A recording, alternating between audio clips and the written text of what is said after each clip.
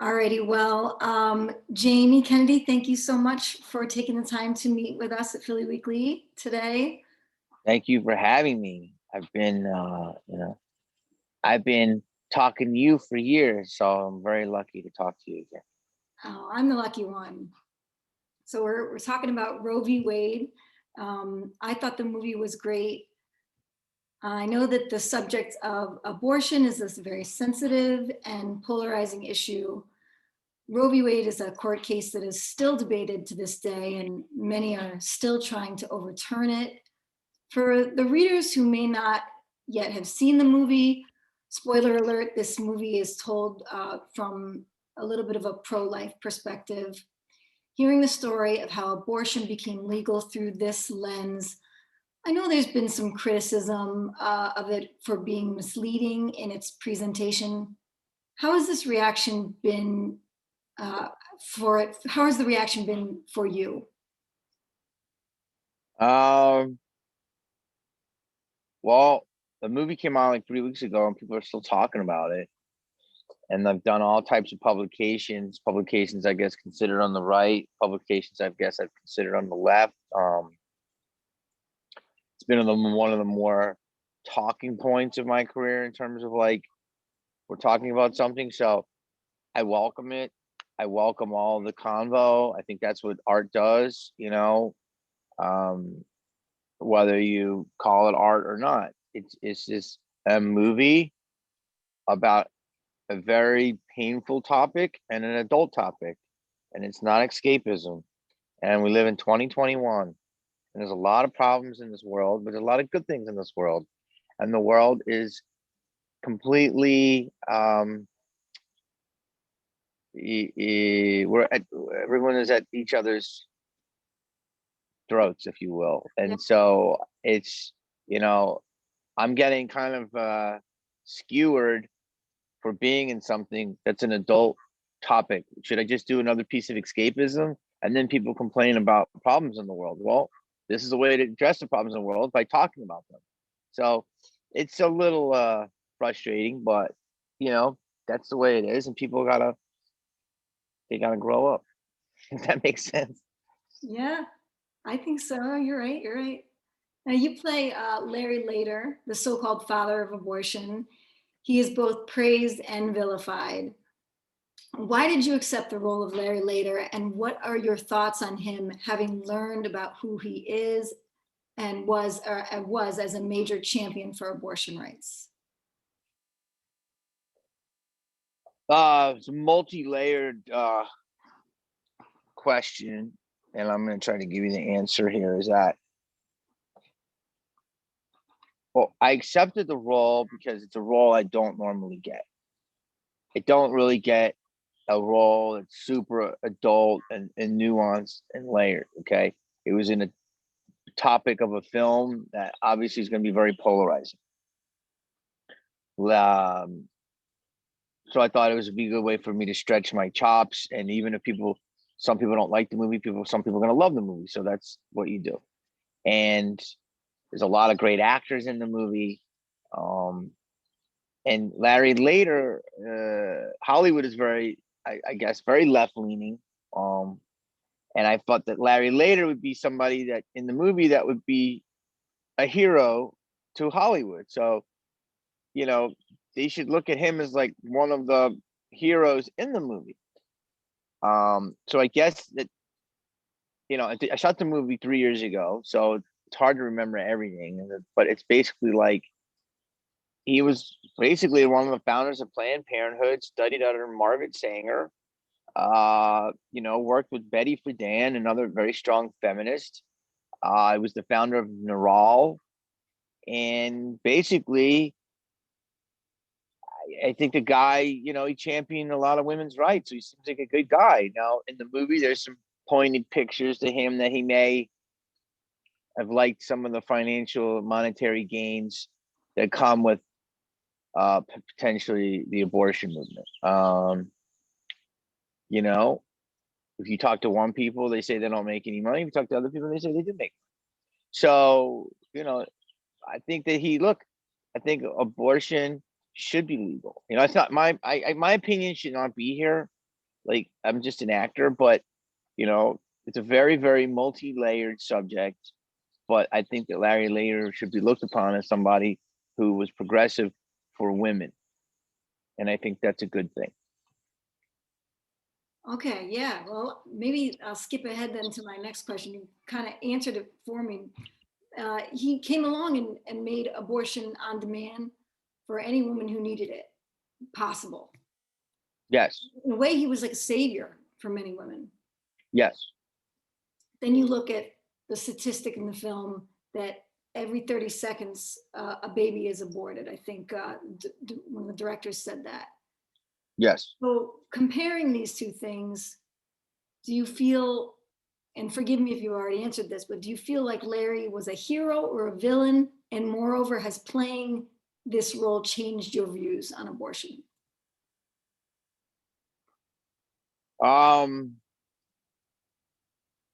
It's a very many feathered bird. So now I have to take my glasses off and try to answer this. I didn't mean to get so serious so quickly. The sun. No, I would say that that it is a very, very many feathered bird, and I don't believe it will ever be solved. But I think it's an issue that has to be looked upon. All I want is, okay, so let me answer the first part of the question. The first part of the question is he a hero or is he a villain? Well, you know, if you're a woman and you know you have an unwanted or unplanned pregnancy or something that you know that you didn't expect, of course he's a hero. And women should have those rights to be able to, you know, take care of an unwanted pregnancy. 100%. But is he a villain? I don't know. I mean, I don't want to fuck be cavalier about it, but talk to the babies, right? So it's like, and I'm sorry that has to be said. So obviously, there's going to be both things can be true. Both things can coexist. Again, I'm a man. All this shit we have, identity politics, gender politics, and I mean that is because I start with stuff with like I start with stuff with just the human. I start with the human being. Okay, I don't try to put many labels on things. You know, I'm try to be loyal to the logic. So, you know, people identify with all these different things, and I'm just trying to identify as a human being the most humane way. Okay, so how it changed my opinion on abortion was, you know, I didn't really know enough about the subject, so I learned a lot about it. The stuff I learned in school was in Catholic school at a very young age. It was very graphic films that were shown to me that kind of gave me PTSD, but made me very responsible. I was paranoid, but you know, I've never had an abortion. I've been very fortunate. You know, why is that? Am I lucky, or was I responsible? Maybe a little bit of both. But I was my generation. A lot of my dudes in my life are like that. My friends, we all are like either married or not married at all. And you know, we really haven't had those issues. Now, could I've been shown things and educated a little more calmly about it? Sure, but the Catholic Church showed me some stuff that freaked me out, but it was effective. Okay, so my whole thing about the abortion is this: I am pro-choice, but it's a many-feathered bird. So here's what it is. It's 2021. First thing you have to do is have responsible sex, meaning, okay, you're consensual, obviously, but hey, we're just having a fling. Boom, bring a condom. I'm putting it on the man. Bring a condom. Okay. Okay. So then if you don't want to do that, I'll make sure that the woman, if you don't have a baby, is ovulating, right? Why not? Right? It's another way. There's like 2 days in there. There's apps for it. It's a joke. There's apps for it. Okay. It's not hard. And then number 3, you want to go to this fucking 70s, put a diaphragm in. Well, women, it's uncomfortable. It's terrible. I agree. I wouldn't want to do that either. Okay. There's other options. There's something called the Depo shot. There's something called the pill. There's multiple things, okay? But women will be like, my hormones, why should I have to do that? Okay, take it all off the woman. They shouldn't have their hormones affected. And just if a man and a woman are going to sleep together, the men should provide the condom. If you don't want to use the condom and you don't want to, if you want to be natural, you are risking pregnancy. That's in a healthy, normal situation. Okay. Obviously, crimes and incest and all these horrible things that are not, they're outside of the realm of the norm, all have to be dealt with and looked upon. And it's terrible. Of course, no woman should be forced to keep anything against her will. So let's say a woman gets pregnant. Okay. The one guy in this one article said condoms break. It's not 1983, dude. You're not in the back of your dad Chevelle. Yeah. Okay, it's impossible. Condoms don't break. You know what? From the biggest to the smallest, the technology is pretty great. Okay, so let's say they do break. I said there's something called the morning after pill. Well, somebody said that's expensive. It's $50. What's more expensive, $50 or raising a kid for 18 years? Okay, those to me are all humane ways. Okay, early term abortion probably would be humane. I am not a doctor, but there is a point where the embryo, so this is my personal opinion, becomes a fetus. So that's called a late term. Mm-hmm. Mm-hmm. So I am not a fan of late term abortion. Okay, it's 21 weeks or after. Okay, I think almost 6 months is enough time for everybody to get together and figure out, hey, what are we going to do here? Besides adoption also, which I didn't mention. So my opinion is this: have fun, do what you want, be responsible. If something happens and you don't want it, make the decision to take care of it very early in a humane way. But when then people say late-term abortions don't really happen, it only happens in a small window. I don't know if the statistic are right, but I don't know if that's exactly accurate. 612,000 abortions, I believe, in 2017 or 18. You have to look at the facts. By the way, they've gone down every year, which is very good. Since Roe v. Wade, they've gone down. And technology, like I said, we're living in a great time. So we should be preventative. That's all I'm saying. But out of the 2012 abortions, 1.3%, I read on all.org, were after 21 weeks. That's about 7,500 fetuses.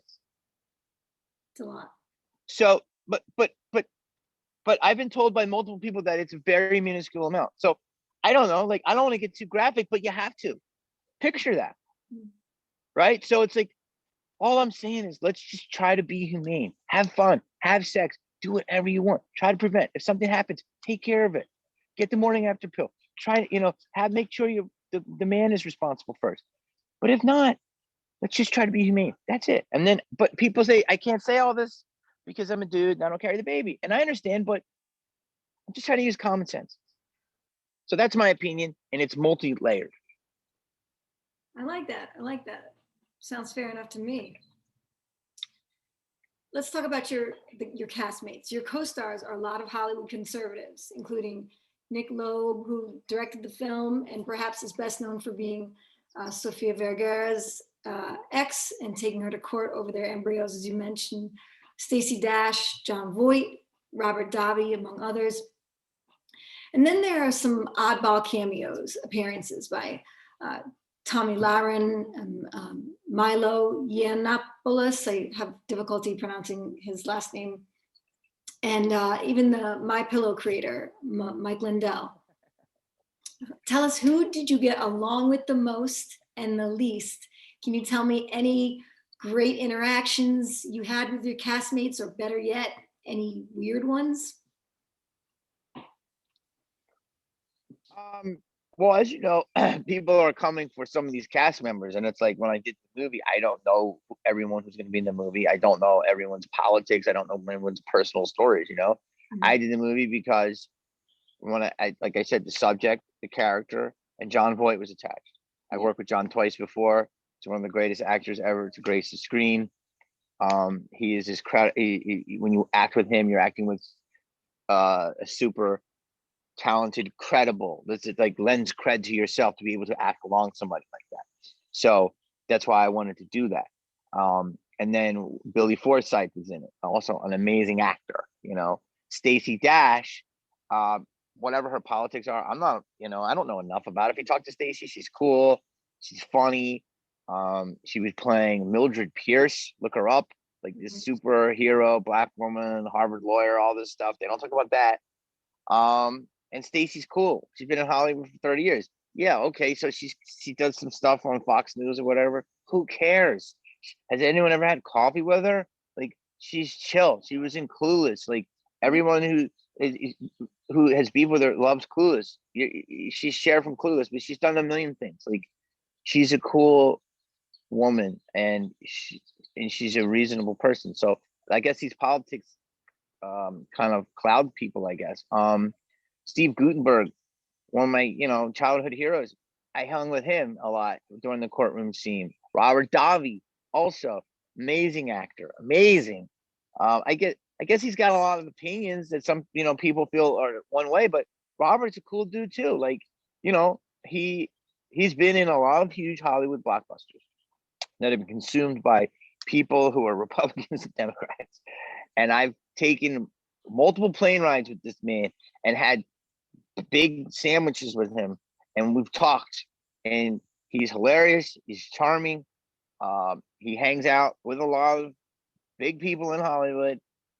Some of his opinions you might consider to the right, some of the opinions might be in the center, you know, maybe even a little left. I don't know, but he was chill. Again, I only had really good times on the movie, like, in terms of, like, you know, it was shot in New Orleans, and I mean, it was intense, but in terms of the cast, it was all great. Greer Grammer was great. Justine Wachsberger, and just a lot. Yeah, the set looked amazing on the beach. Those beach scenes look beautiful. Yeah, Nick was cool. I mean, I don't know his whole personal life. I hear all this stuff, but it's like, you know, I don't know what he's doing. You get hired and you hear all this stuff, and it's like, okay, if I went through everyone's personal life in Hollywood, I'd never work. Let's be real. Jesus Christ. It's like everyone in Hollywood. I mean, Jesus Christ. Everyone who's throwing dirt is dirty houses. It's like, give me a break. I know. Well, the co-director, in addition to Nick, Cathy Allyn, says that her goal with the film was to educate people. You already touched on this, so I don't want to ask you to repeat yourself or belabor the point, but what did you learn while filming and afterwards? And do you think that what was portrayed was accurate to what really happened in terms of the historical aspect?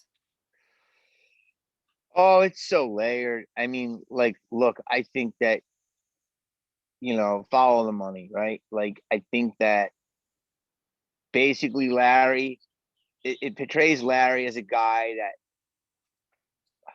there's so many different levels in it, right? But like, Betty Friedan was a huge feminist, and so the movie portrays Larry as getting with her to get the women on board, to push it through, and that all could be just altruistic. That Larry could be just a guy that wants women to have their rights. He could, but there might be a little bit in there that he sees a business opportunity, and that's okay too.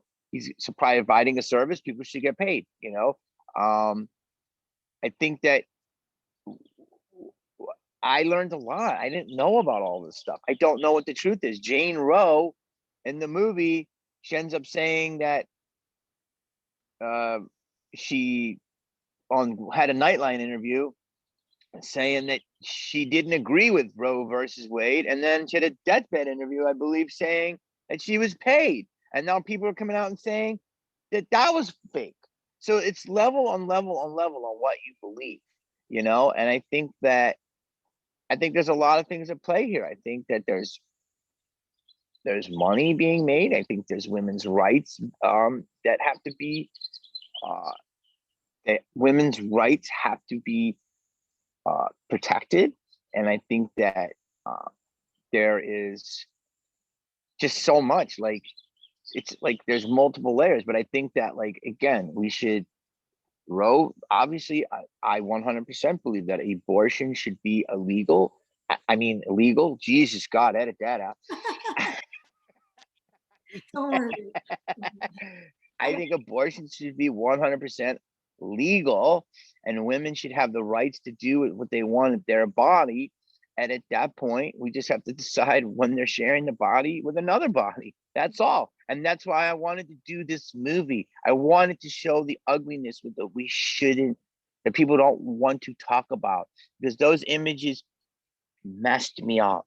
Yeah. And I saw a lot of them as a child. Like, I didn't ask for them when I was in Catholic school. And then I saw a lot of them when I was making this movie, and they made me feel a certain way. And all I'm saying is, I just don't think, and this is my opinion, abortion should just be used cavalierly. That's all. And I don't think a lot of people want to use it cavalierly. I think it's fucking got to be the toughest decision in a woman's life, and it's it's tough a decision for a man too. A man doesn't want to, I don't think anybody with any type of empathy wants to go through this. Doesn't mean you can't, but it's just something you have to talk about.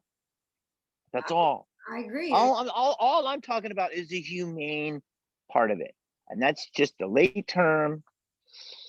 I mean, so yeah, I it's a very, and I'm not scared to say that, and I think a lot of people are fucking irresponsible. Now I'm gonna be blunt with you. I think a lot of people play like they just don't. I just tell you, be responsible. Yeah. Do whatever you want. Live the hedonistic lifestyle. As long as consensual, go for it. But if things happen, don't be surprised. Like, oh shit, I was on a Molly. How did I get pregnant? How did I get her pregnant? And it's like, come on. It's not all. Come on. And this is why I'm glad I'm asking you about this, and I'm giving you an opportunity to say this, because you mentioned earlier, look, we're talking about previous interviews you did. You mentioned earlier the dude Marlon Stern from the Daily Beast. He really made his opinion known when he interviewed you. I mean, he took up half the interview. I feel like he really raked you over the coals for appearing in the movie, so much so to insist that you were, quote, sold a false bill of goods. Like, you should be ashamed for appearing in this movie. What do you say that? Isn't that an unfair assessment? I mean, again, that's a many feathered bird. Like, personally, with the guy, I don't really know him, but when talking to him, he's been nothing but cool and respectful to me. I understand he's got a job to do. I understand he's got a publication. I understand that publication has a certain narrative, if you will, that they like to put out and follow. So yeah, he's got to feed his readers some, good crumbs, and they got to go. And there's everything I said in that interview, I did say, but there's a lot of stuff that was taken and not used all the way in context. And there was other stuff that I pushed back on that might have challenged him that was left out. And that's the way it is. We know this. We know the beast that we're dealing with in terms of journalism. And it's my problem is that then people that it's the annoying, super, I guess, left-leaning liberal. And again, I believe I'm a centered person. I don't subscribe to one party or the other. I'm all about common sense. And it's those people that take that as Sanskrit, as truth. And there was a lot of like other editors going, amazing reporting, good job. And I'm like, what? So the best way to do it would be like, yo, I'll just have a podcast with each one of these people one-on-one. It's not him. It's like that people took his words as like scripture. I'm like, yo, there's some issues here. Like, I brought up a lot of fact that Margaret Sanger was a big proponent of eugenics, and had a lot of problems with the Black population. That is a documented thing. And in fact, I did an interview with a Black reporter for the New York Post, and she brought that up. But he pushed back on that and was like, well, I don't know if that's true. It was 1920 and blah, blah, blah. And I'm like, dude, you got to report that. And he didn't. So Margaret Sanger definitely has some dirt in her closets. Well, let me ask the according to all the books I watched. Yeah, to not focus too much on them, let me ask the question more pointedly. Would you characterize the movie as an anti-abortion propaganda film or an eye-opening expose about what really happened during Roe v. Wade? That's a very good question. Oh man, Or is it's hard. I could see. is it a mix of Huh? both? Or is I it think I think I think it could be a mix of both. There's definitely propaganda in the movie. There's definitely a agenda, a right-leaning anti-abortion agenda. 100%. Was it that prevalent in the movie when I was shooting it? I don't think as much. I think there was stuff in there that would challenge and push back, like Oliver Stone's JFK. Is there stuff that's eye-opening? 100%. But then every time my eye gets open, people say that's bullshit. That's not true. Blah blah blah blah blah blah. So it's like you can't win. No one's taking an L here. Someone has to go. You know what? Is actually true. Margaret Sanger was a big feminist, but she also had some problems with eugenics. So she's a many, progressively, possibly flawed person. Larry Lader was a very good proponent for NARAL, and also for women's rights, but he also was a business opportunist. I mean, they both can be true. The problem is people want all or nothing. And it's just like, that's not what human beings are. Okay. We're flawed. That's the whole thing that's going on with cancel culture. People consume all this great stuff from people they love, and then they find out the person is a monster. There's all levels to it though. There's a monster, there's a bad person, there's a person that made some bad mistakes, and there's transgressions. And it's just like, I equate it to this. It's the simplest phrase. People want to go to heaven, but they don't want to die.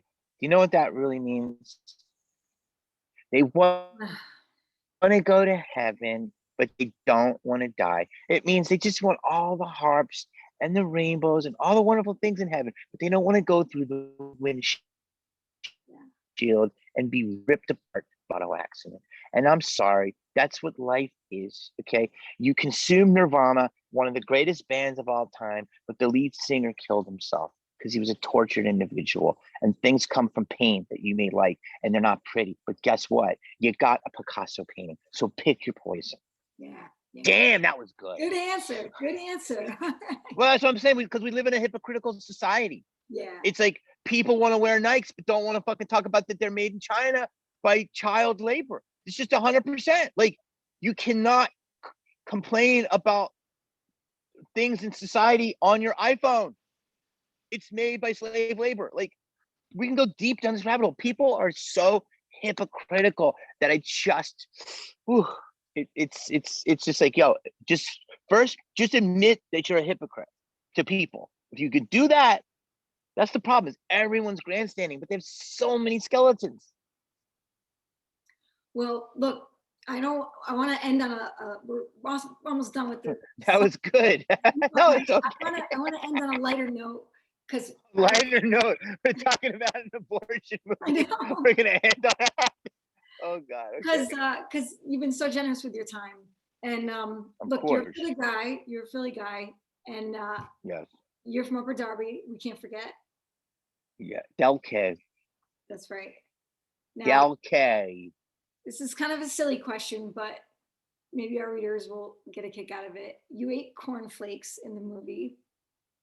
What is your favorite cereal, and subsequently your favorite food in Philly? That is a crazy question to end this debate on. Honestly, one of my favorite foods is I really, because I grew up in Philly, I love pizza. I eat pepperoni pizza. I eat plain pizza. People I don't love associate pizza with Philly. No, I know, but there's amazing pizza places there. Sicilian. Okay.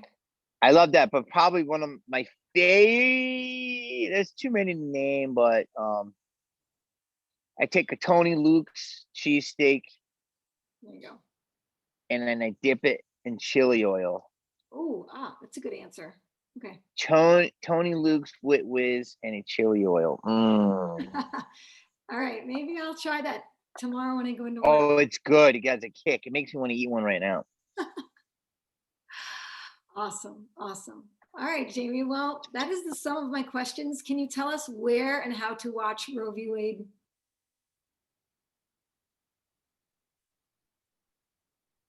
Like, Roe v. Wade is on iTunes. It is on Google Play. It is on Vudu. You can go to RottenTomatoes.com, which is a review site. And it'll show you the 3 or 4 places. You can also buy the DVD. It's #1 DVD on Amazon in drama. It's the #1 movie on drama and iTunes. So it's doing well. There's a conspiracy saying possibly that it's being suppressed potentially. I also believe you can rent it on Amazon Prime. But look, all we're trying to do is just create conversation. You know, beware of the people trying to shut it down. all right. Well, I'm happy to get that message out there for you. So thank you so much for taking the time to speak with us. Thank you for having me.